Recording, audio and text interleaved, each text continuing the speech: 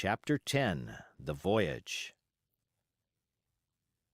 All that night we were in a great bustle getting things stowed in their place, and boatfuls of the squire's friends, Mr. Blandly and the like, coming off to wish him a good voyage and a safe return. We never had a night at the Admiral Benbow when I had half the work, and I was dog-tired when, a little before dawn, the boatswain sounded his pipe and the crew began to man the capstan bars. I might have been twice as weary, yet I would not have left the deck, all was so new and interesting to me. The brief commands, the shrill note of the whistle, the men bustling to their places in the glimmer of the ship's lanterns. "Now, Barbecue, tip us a stave!" cried one voice. "The old one!" cried another. "Aye, aye, mates!"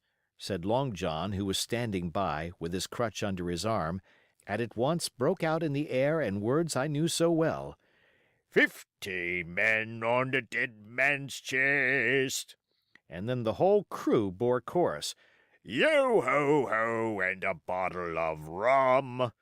And at the third ho drove the bars before them with a will. Even at that exciting moment, it carried me back to the old Admiral Benbow in a second, and I seemed to hear the voice of the captain piping in the chorus. But soon the anchor was short up, soon it was hanging dripping at the bows, soon the sails began to draw, and the land and shipping to flit by on either side, and before I could lie down to snatch an hour of slumber, the Hispaniola had begun her voyage to the Isle of Treasure. I am not going to relate that voyage in detail. It was fairly prosperous. The ship proved to be a good ship. The crew were capable seamen, and the captain thoroughly understood his business. But before we came the length of Treasure Island, 2 or 3 things had happened which require to be known. Mr. Arrow, first of all, turned out even worse than the captain had feared. He had no command among the men, and people did what they pleased with him. But that was by no means the worst of it, for after a day or 2 at sea he began to appear on deck with hazy eye, red cheeks, stuttering tongue, and other marks of drunkenness. Time after time he was ordered below in disgrace. Sometimes he fell and cut himself. Sometimes he lay all day long in his little bunk at one side of the companion. Sometimes for a day or 2 he would be almost sober and attend to his work at least passably. In the meantime, we could never make out where he got the drink. That was the ship's mystery. Watch him as we pleased, we could do nothing to solve it.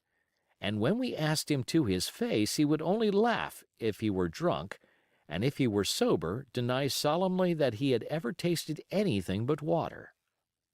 He was not only useless as an officer and a bad influence amongst the men, but it was plain that at this rate he must soon kill himself outright, so nobody was much surprised, nor very sorry, when one dark night, with a head sea, he disappeared entirely and was seen no more.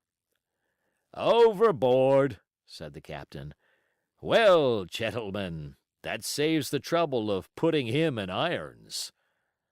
But there we were, without a mate, and it was necessary, of course, to advance one of the men. The boatswain, Job Anderson, was the likeliest man aboard, and though he kept his old title, he served in a way as mate. Mr. Trelawney had followed the sea, and his knowledge made him very useful, for he often took a watch himself in easy weather.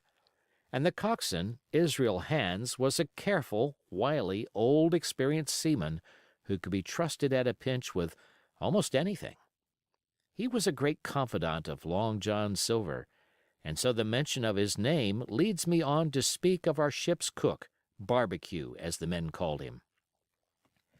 Aboard ship he carried his crutch by a lanyard round his neck, to have both hands as free as possible. It was something to see him wedge the foot of the crutch against the bulkhead, and propping against it, yielding to every movement of the ship, get on with his cooking like someone safe ashore. Still more strange was it to see him in the heaviest of weather cross the deck.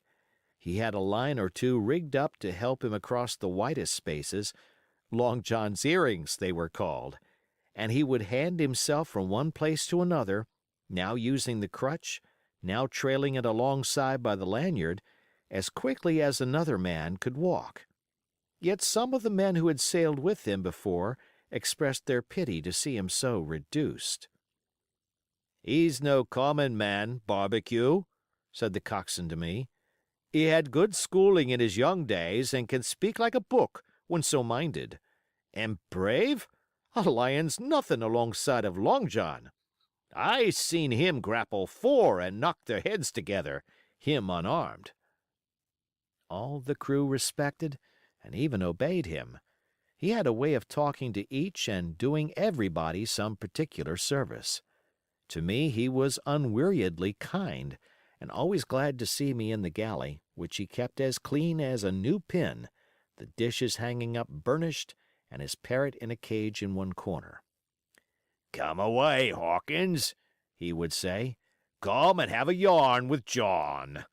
Nobody more welcome than yourself, my son. Sit you down and hear the news. Here's Captain Flint. I call my parrot Captain Flint after the famous buccaneer. Here's Captain Flint predicting success to our voyage. Wasn't you, Captain?"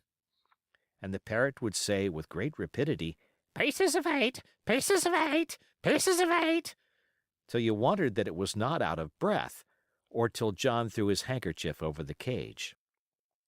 "Now, that bird," he would say, "is maybe 200 years old, Hawkins. They live forever, mostly, and if anybody's seen more wickedness, it must be the devil himself. She sailed with England, the great Captain England, the pirate.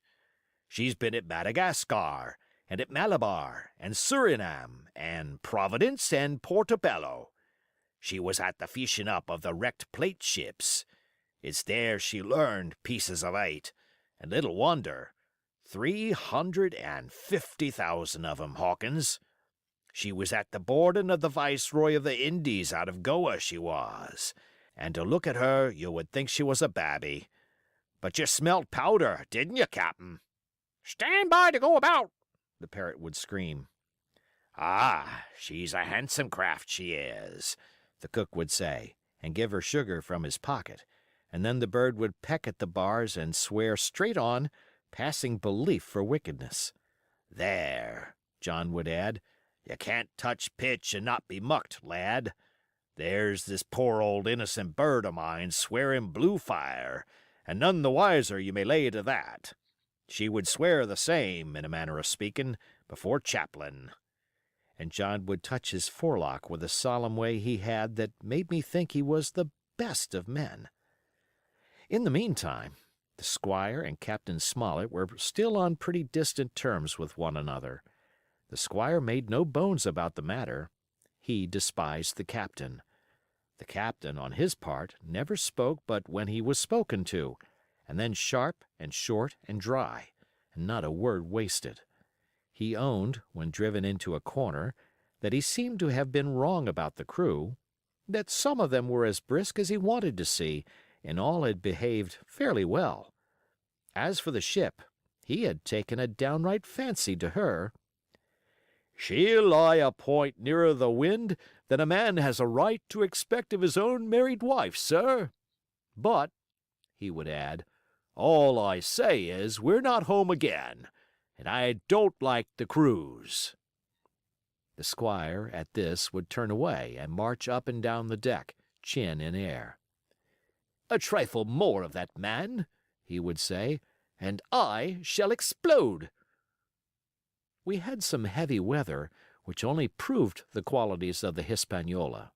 Every man on board seemed well content, and they must have been hard to please if they had been otherwise, for it is my belief there was never a ship's company so spoiled since Noah put to sea. Double grog was going on the least excuse. There was duff on odd days, as for instance, if the squire heard it was any man's birthday, and always a barrel of apples standing broached in the waist for anyone to help himself that had a fancy. "Never knew good come of it yet," the captain said to Dr. Livesey. "Spoiled forecastle hands make devils. That's my belief." But good did come of the apple barrel, as you shall hear, for if it had not been for that, we should have had no note of warning and might all have perished by the hand of treachery. This was how it came about. We had run up the trades to get the wind of the island we were after. I am not allowed to be more plain. And now we were running down for it with a bright lookout day and night. It was about the last day of our outward voyage by the largest computation. Sometime that night, or at latest before noon of the morrow, we should sight the treasure island. We were heading south-southwest, and had a steady breeze abeam and a quiet sea. The Hispaniola rolled steadily, dipping her bowsprit now and then with a whiff of spray. All was drawing alow and aloft. Everyone was in the bravest spirits because we were now so near an end of the first part of our adventure. Now, just after sundown, when all my work was over and I was on my way to my berth, it occurred to me that I should like an apple. I ran on deck.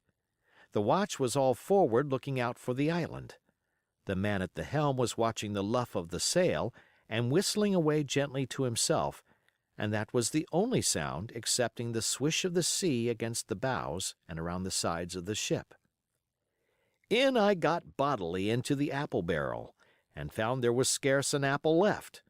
But sitting down there in the dark, what with the sound of the waters and the rocking movement of the ship, I had either fallen asleep or was on the point of doing so when a heavy man sat down with rather a clash close by. The barrel shook as he leaned his shoulders against it, and I was just about to jump up when the man began to speak. It was Silver's voice, and before I had heard a dozen words, I would not have shown myself for all the world, but lay there trembling and listening, in the extreme of fear and curiosity, for from these dozen words I understood that the lives of all the honest men aboard depended upon me alone. End of chapter.